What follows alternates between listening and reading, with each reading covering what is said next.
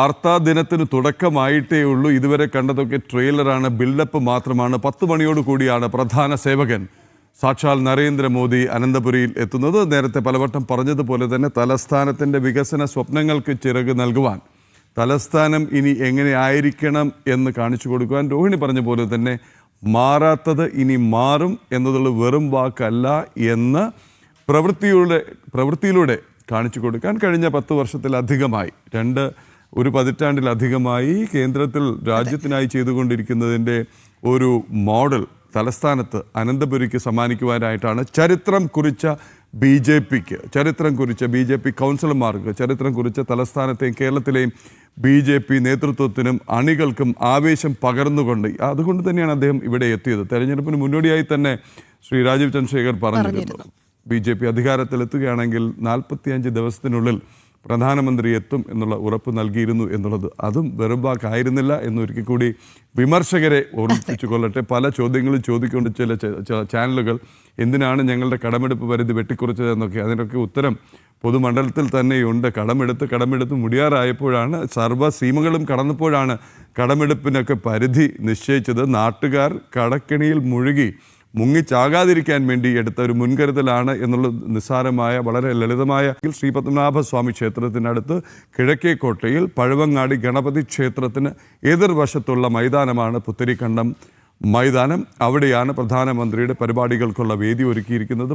പൊതുപരിപാടി, റെയിൽവേയുടെ പരിപാടി, പിന്നെ പാർട്ടി പരിപാടി, കൗൺസിലർമാരുമൊത്തുമുള്ള കൂടിക്കാഴ്ചയും അനുമോദനവും വികസനവുമായി ബന്ധപ്പെട്ട കാര്യങ്ങളുമൊക്കെ പറയാനുള്ള അവസരം ഇതാണ്. അരുൺ കൊടുങ്ങൂർ ഒരിക്കൽ കൂടി ചേരുകയാണ് പുത്തരിക്കണ്ടത്തുനിന്ന്. അരുൺ കൊടുങ്ങൂർ, അവിടുത്തെ കാഴ്ചകൾ എന്താണ്, അവിടുത്തെ ദൃശ്യങ്ങൾ എന്താണ്, അവിടേക്ക് ജനങ്ങൾ ഒഴുകി എത്തിത്തുടങ്ങിയോ? അരുൺ കൊടുങ്ങൂർ.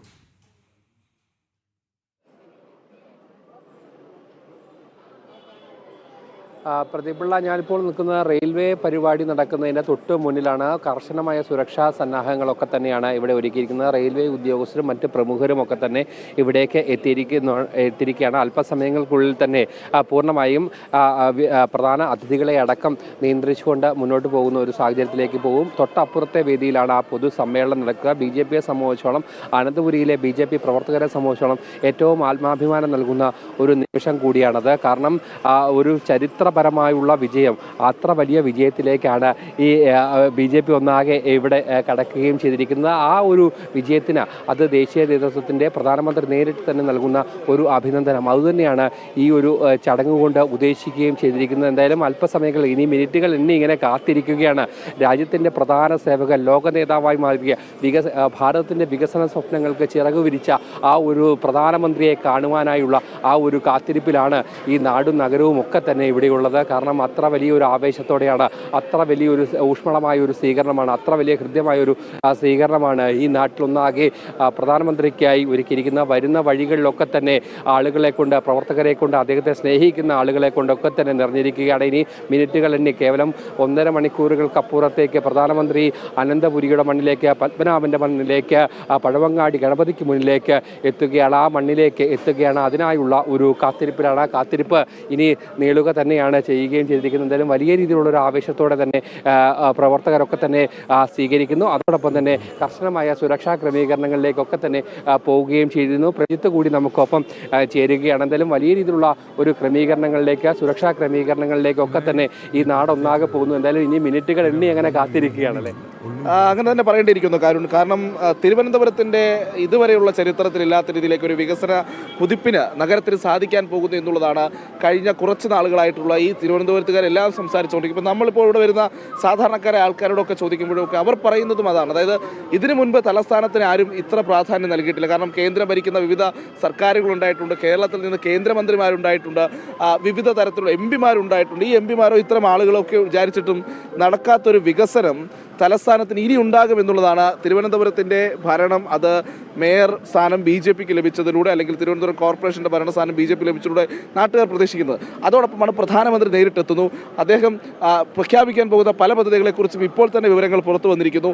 ഇനിയും വലിയ പ്രതീക്ഷകൾ ഉണ്ടാകുന്നു. പ്രത്യേകിച്ച് പോർട്ട് സിറ്റിയായി പ്രഖ്യാപിക്കുമ്പോൾ തുടങ്ങിയിട്ടുള്ള വളരെ വലിയ സ്വപ്നങ്ങൾ, അതുപോലെ ലൈറ്റ് മെട്രോ പോലെയുള്ള വളരെ സ്വപ്നങ്ങൾ, അവയുടെ വേഗം കൂട്ടുമ്പോൾ തുടങ്ങിയിട്ടുള്ള ഒരുപാട് പ്രതീക്ഷകളും മോഹങ്ങളും സ്വപ്നങ്ങളും ഒക്കെയാണ് ഇന്ന് തലസ്ഥാനത്തുകാർവാസികൾക്കുള്ളത്. അതിലൊക്കെ പ്രധാന സേവകൻ എന്ത് പറയുന്നു എന്നുള്ളതാണ്. ഇപ്പോൾ നമ്മൾ നേരത്തെ സൂചിപ്പിക്കുന്നത് പോലെ ഇന്നൊരു പ്രഖ്യാപനം നടത്തി നാളെ കാര്യങ്ങൾ നടക്കുമെന്നല്ല നമ്മൾ പ്രതീക്ഷിക്കുന്നത്.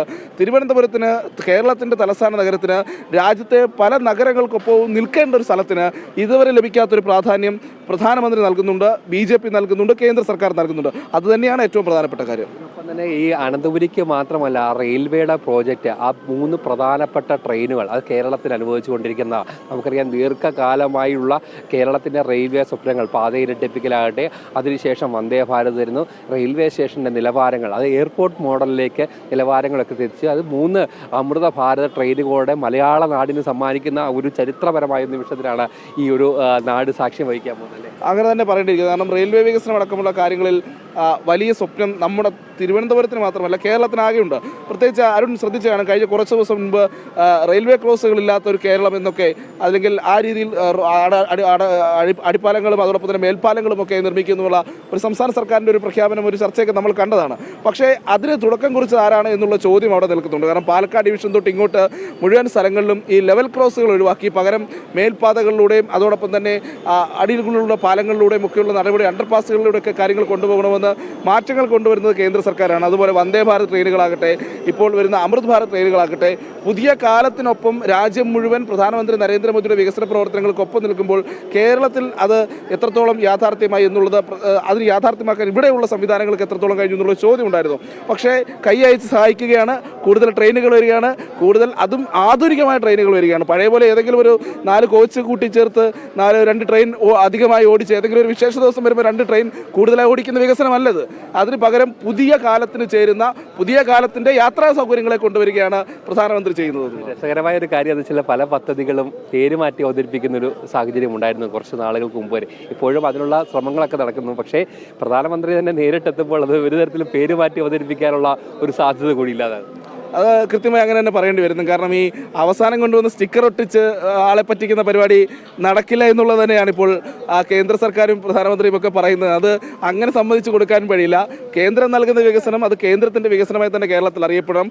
അത് ഏത് പദ്ധതിയാണെങ്കിലും ശരി എന്ന രീതിയിൽ തന്നെയാണ് ഇപ്പോൾ കാണുന്നത്. ഇതിൽ പ്രധാനപ്പെട്ട ഒരു കാര്യം കൂടി പറയാനുണ്ട് അരുൺ. ഈ PM ശ്രീ പദ്ധതി അടക്കമുള്ളത് കേരളത്തിൽ നടപ്പിലാക്കേണ്ടതിൻ്റെ അനിവാര്യത നമ്മൾ കുറേ ദിവസങ്ങളായി പറയുന്നുണ്ട്. കേരളം പിൻവാങ്ങിയെന്നൊക്കെയാണ് ഇവിടുത്തെ ചില രാഷ്ട്രീയ സാഹചര്യങ്ങളുടെ പേരിൽ സംസ്ഥാന സർക്കാർ പറയുന്നുമുണ്ട്. പക്ഷേ അങ്ങനെയല്ല, ആ പദ്ധതിയിൽ നിന്ന് പിന്മാറാൻ കേരള സർക്കാരിന് മനസ്സില്ല എന്നുള്ളതിനുള്ള തെളിവുകൾ നമ്മൾ വരും ദിവസങ്ങളിൽ പുറത്തുവിടും. അതുപോലെയുള്ള കേന്ദ്രത്തിൻ്റെ എല്ലാ പദ്ധതികളും കേരളത്തിൽ നടപ്പിലാക്കപ്പെടും എന്നുള്ളതാണ് ഈ പുതിയ സമയത്ത്, ഈ പുതിയ രാഷ്ട്രീയ നേട്ടത്തിനൊപ്പം തന്നെ നമ്മൾ എടുത്തു പറയേണ്ടത്. കേരളത്തിൻ്റെ വികസനത്തിൽ അതിനുള്ള മാറ്റങ്ങളുണ്ടാകും. അതിൻ്റെ തുടർച്ചയാണ്, തുടക്കമാണ് കഴിഞ്ഞ ദിവസം നമ്മൾ കണ്ടത്. കേരളത്തിലെ രാഷ്ട്രീയ രംഗത്തെ വിസ്മയകരമായ മാറ്റം, പ്രതിപക്ഷ നേതാവ് പറഞ്ഞ വിസ്മയം പക്ഷേ സംഭവിച്ചത് NDAയുടെ ഭാഗത്ത് മാത്രമാണ് എന്നുള്ളതാണ് ഇതിൽ ഏറ്റവും വലിയ ശ്രദ്ധേയമായിട്ടുള്ള കാര്യം. ആ വിസ്മയം സംഭവിച്ചതുപോലെ ഇനിയും വിസ്മയങ്ങൾ കേരളത്തിൽ NDAയുമായി ബന്ധപ്പെട്ട് കാണാനിരിക്കുന്നുണ്ട്. അത് ഇന്ന് സാബു എം ജേക്കബ് അടക്കമുള്ളവർ പ്രധാനമന്ത്രിയുടെ സാന്നിധ്യത്തിൽ NDAയുടെ ഭാഗമാകുമ്പോൾ അതിനുശേഷം അതിൻ്റെ അലയൊലികൾ മറ്റ് മുന്നണികൾ ഇനിയും ഉണ്ടാകാം. മുന്നണി സമവാക്യങ്ങളൊക്കെ വലിയ മാറ്റങ്ങൾ ഉണ്ടാകാനും പോകുന്നു. അങ്ങനെ ഒരു വശത്ത് വികസനവുമായി ബന്ധപ്പെട്ട് വലിയ മാറ്റങ്ങളിലേക്ക് നമ്മുടെ നാട് പോകുന്നു. അതോടൊപ്പമാണ് രാഷ്ട്രീയമായിട്ടുള്ള ചിന്താഗതികളുടെയും മുന്നണി സമവാക്യങ്ങളുടെയും കാര്യത്തിൽ വലിയ മാറ്റങ്ങളിലേക്ക് നമ്മുടെ നാട് പോകാൻ പോകുന്നു. പ്രജിത്ത് കേൾക്കാമെങ്കിൽ പ്രജിത്തിനോടൊരു ചോദ്യമുണ്ട്. അരുൺ കൊടുങ്ങൂർ. പ്രജിത്ത്, നമ്മൾ പല പല പദ്ധതികളെ കുറിച്ച് പറഞ്ഞെങ്കിലും തലസ്ഥാനത്തിൻ്റെ നിത്യശാപമായ കുറേ പ്രശ്നങ്ങളുണ്ട്. ഏത് കൊച്ചുകുട്ടിക്ക് പോലും അറിയാവുന്ന കാര്യങ്ങൾ. അതിലൊന്നാണ് മാലിന്യ നിർമ്മാർജ്ജനം. ഒന്ന്. രണ്ടാമത്തേതാണ് ഇന്നും നേരിടുന്ന ശുദ്ധജലക്ഷാമം. 3. ഈ മാലിന്യത്തിനും കൊതുക് ശല്യത്തിനും ഒക്കെ നാന്ദിയായിട്ടുള്ള, അതല്ലെങ്കിൽ അതിനൊക്കെ കാരണമാകുന്ന ചില അഴുക്കുചാലുകൾ.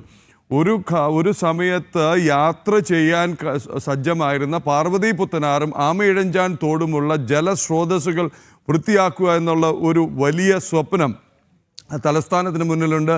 ആ സ്വപ്നം പുതുതായി തെരഞ്ഞെടുക്കപ്പെട്ട BJP കൗൺസിലർമാരും മേയറും കാണുന്നുണ്ട്.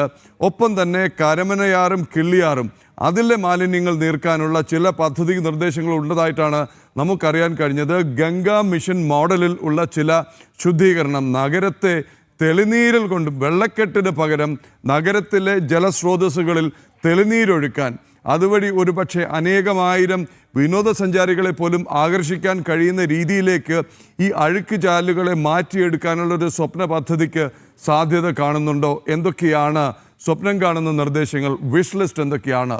പ്രജിത് മോഹനൻ.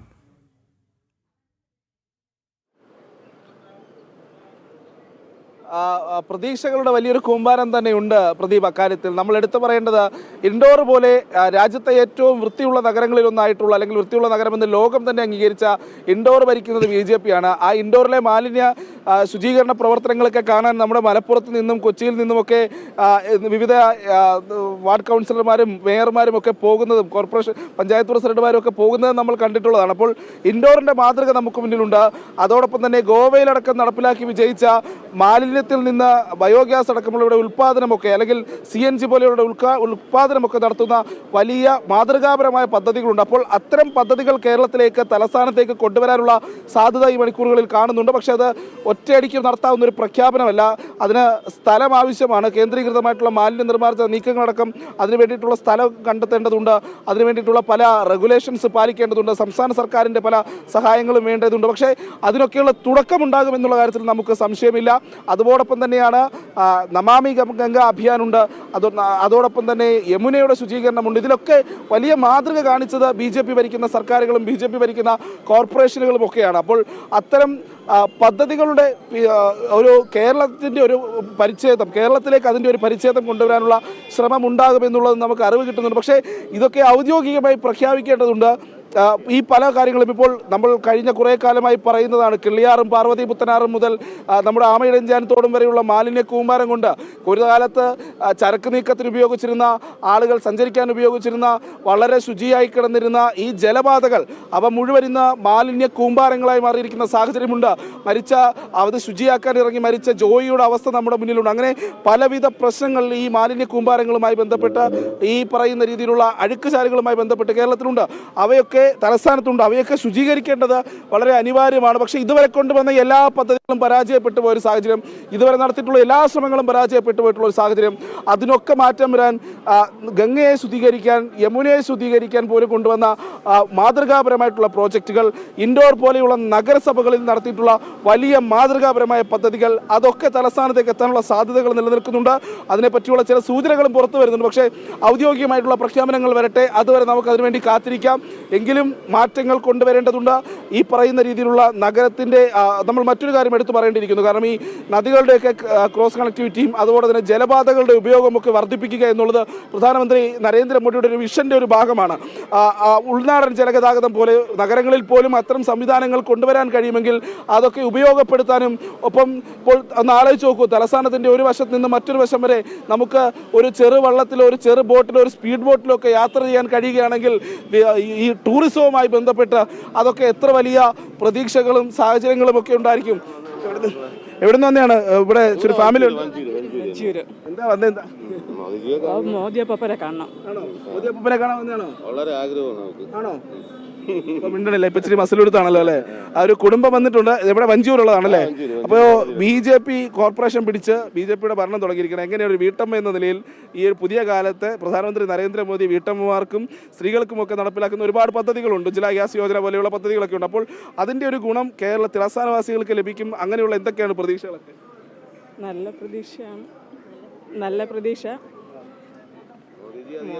മോഡിജി അധികാരത്തിൽ വന്ന് തിരുവനന്തപുരം കോർപ്പറേഷൻ പിടിക്കുമെന്നും പറഞ്ഞിരുന്നു. 45 ദിവസത്തിനകത്ത് വരുമെന്ന് പറഞ്ഞിരുന്നു. അതേപോലെ നമ്മൾ പറഞ്ഞ വാക്ക് പാലിച്ചു. അതായത് കേരളത്തിൽ നമുക്ക് ഇനി ഈ കോർപ്പറേഷനിൽ നടപ്പിലാക്കാനുള്ള എല്ലാ പദ്ധതിയും കൊണ്ടാണ് നരേന്ദ്രമോദി ഞങ്ങൾ കേരളത്തിൽ വരുന്നത്. വലിയ പ്രതീക്ഷയാണ്. ആ കുടുംബം തന്നെ പറയുന്നത് വലിയ പ്രതീക്ഷ അവർക്കുണ്ട്. പ്രഖ്യാപിക്കാൻ പോകുന്ന പദ്ധതികളെക്കുറിച്ച് വലിയ സ്വപ്നങ്ങളുണ്ട്. നമ്മൾ കുറച്ചു മുൻപ് പറഞ്ഞതുപോലെയാണ് പ്രദീപ്, എല്ലാ നഗരവാസികളും ഒരുപോലെ പ്രതീക്ഷിക്കുന്നു. അതിൽ രാഷ്ട്രീയം കാണാത്തവരും ഒരുപാട് പേരുണ്ട് കേട്ടോ. അല്ല, അത് പറയേണ്ടിയിരിക്കുന്നു. കാരണം ചില കോൺഗ്രസിൻ്റെയും CPM-ൻ്റെയും ഒക്കെ ചില ആളുകളോട്, ചില വാർഡ് മെമ്പർ കൗൺസിലർമാരോടൊക്കെ നമ്മൾ സംസാരിച്ച സമയത്ത് അവർ പറയുന്ന ചില കാര്യമുണ്ട്. എന്തായാലും പ്രധാനമന്ത്രി നരേന്ദ്രമോദി എത്തുന്നതുകൊണ്ട് തലസ്ഥാനത്തിൻ്റെ കാര്യത്തിൽ വലിയ മാറ്റങ്ങൾ ഉണ്ടാകുമെന്നുള്ള പ്രതീക്ഷയിലാണ് അവർ സൂചിപ്പിച്ച ഒരു പ്രധാനപ്പെട്ട പോയിന്റുകളിലൊന്നാണ് പ്രദീപ് നേരത്തെ പറഞ്ഞ ആമയിഴഞ്ചാൻ തോട് അടക്കമുള്ള മാലിന്യ പ്രശ്നങ്ങളിൽ വലിയ മാറ്റങ്ങൾ വരുമെന്ന് അവർ പ്രതീക്ഷിക്കുന്നുണ്ട്. അതുപോലെ തന്നെ തലസ്ഥാനത്തിൻ്റെ കാലാകാലങ്ങളായിട്ടുള്ള ഡ്രെയിനേജ് സംവിധാനത്തിൻ്റെ പോരായ്മകൾ, പലയിടത്തും പലപ്പോഴും ഡ്രെയിനേജ് പൊട്ടിയൊലിക്കുകയും അവയൊന്നും കൃത്യമായി ശരിയാക്കാൻ പോലും സാധിക്കാതെ വരികയും ചെയ്യുന്നു. ഒരു സ്ഥലത്ത് ഡ്രെയിനേജ് പൊട്ടുമ്പോൾ മറ്റൊരിടത്ത് ഡ്രെയിനേജ് പൊട്ടുന്ന, ശരിയാക്കുമ്പോൾ മറ്റൊരിടത്ത് ഡ്രെയിനേജ് പൊട്ടുന്ന സാഹചര്യം തലസ്ഥാനത്ത് ഉണ്ടായിട്ടുണ്ട്. അപ്പോൾ അങ്ങനെ ആ ഡ്രെയിനേജ് സംവിധാനത്തിൻ്റെയൊക്കെ പ്രശ്നമുണ്ട്. അപ്പോൾ ഇൻഡോർ മോഡൽ പോലെയുള്ള മോഡലുകൾ, മാതൃകകൾ, അത്തരം സംവിധാനങ്ങൾക്ക്, ഡ്രെയിനേജുകളുടെ കാര്യങ്ങൾക്ക് കൊണ്ടുവരാൻ സാധിക്കുമെന്നുള്ള പ്രതീക്ഷകളുണ്ട്. അതോടൊപ്പം തന്നെയാണ് നഗരത്തിലെ കുടിവെള്ള വിതരണവുമായി ബന്ധപ്പെട്ട പല പ്രശ്നങ്ങളും നിലനിൽക്കുന്നു. പലയിടത്തും കുടിവെള്ളം ഇപ്പോഴും കൃത്യമായി ലഭ്യമാകാത്ത സാഹചര്യം. അപ്പോൾ ഈ ജൽജീവൻ മിഷൻ പോലെയുള്ള പദ്ധതികളുടെ കൂടുതൽ ശക്തമായ ഇംപ്ലിമെൻറ്റേഷൻ, അത് കൂടുതൽ കൃത്യമായി നടപ്പിലാക്കുന്ന അടക്കമുള്ള കാര്യങ്ങൾ, അങ്ങനെ ഒരുപാട് മോഹങ്ങളുമായിട്ടാണ്, ഒരുപാട് പ്രതീക്ഷകളുമായിട്ടാണ് തലസ്ഥാനവാസികൾ പ്രധാനമന്ത്രി നരേന്ദ്രമോദിയെ ഇന്ന് സ്വീകരിക്കുന്നത്. പ്രദീപ്.